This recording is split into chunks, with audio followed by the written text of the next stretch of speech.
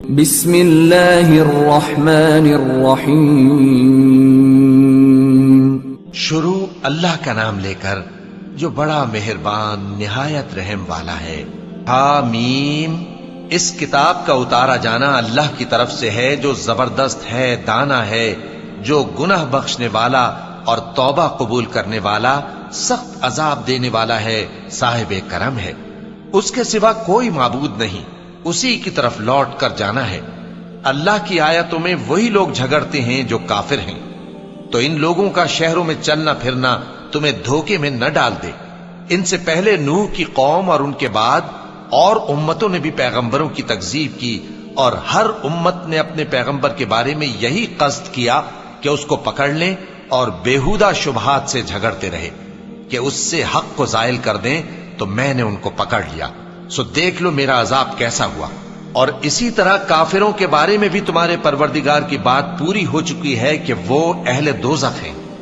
جو لوگ عرش کو اٹھائے ہوئے اور جو اس کے گردا گرد حلقہ باندھے ہوئے ہیں یعنی فرشتے، وہ اپنے پروردگار کی تعریف کے ساتھ تسبیح کرتے رہتے ہیں اور اس پر ایمان رکھتے ہیں، اور مومنوں کے لیے بخشش مانگتے رہتے ہیں کہ اے ہمارے پروردگار، تیری رحمت اور تیرا علم ہر چیز کو سموئے ہوئے ہے، تو جن لوگوں نے توبہ کی اور تیرے رستے پر چلے ان کو بخش دے اور دوزخ کے عذاب سے بچا لے۔ اے ہمارے پروردگار، ان کو ہمیشہ رہنے کی بہشتوں میں داخل کر جن کا تو نے ان سے وعدہ کیا ہے، اور جو ان کے باپ دادوں اور ان کی بیویوں اور ان کی اولاد میں سے نیک ہوں ان کو بھی۔ بے شک تو غالب ہے، حکمت والا ہے۔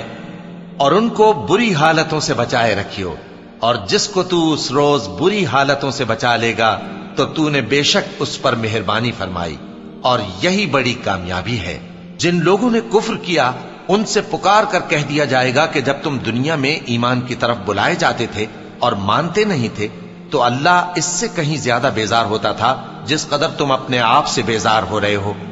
وہ کہیں گے کہ اے ہمارے پروردگار، تو نے ہم کو 2 دفعہ بے جان کیا اور 2 دفعہ جان بخشی، ہم کو اپنے گناہوں کا اقرار ہے، تو کیا نکلنے کی کوئی سبیل ہے؟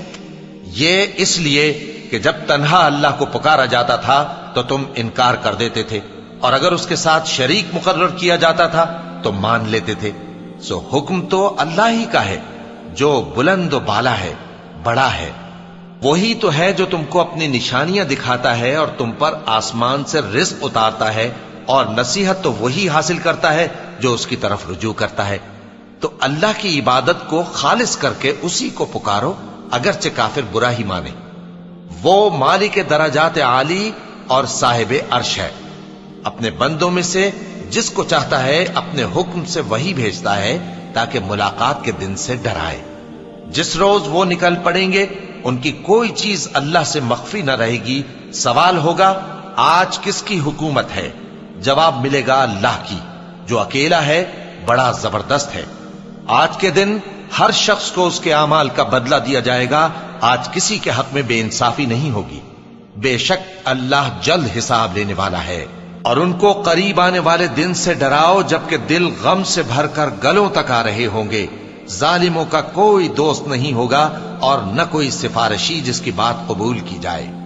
وہ آنکھوں کی خیانت کو جانتا ہے اور جو باتیں سینوں میں پوشیدہ ہیں ان کو بھی، اور اللہ سچائی کے ساتھ فیصلہ فرماتا ہے، اور جن کو یہ لوگ پکارتے ہیں وہ کچھ بھی فیصلہ نہیں کر سکتے۔ بے شک اللہ سننے والا ہے، دیکھنے والا ہے۔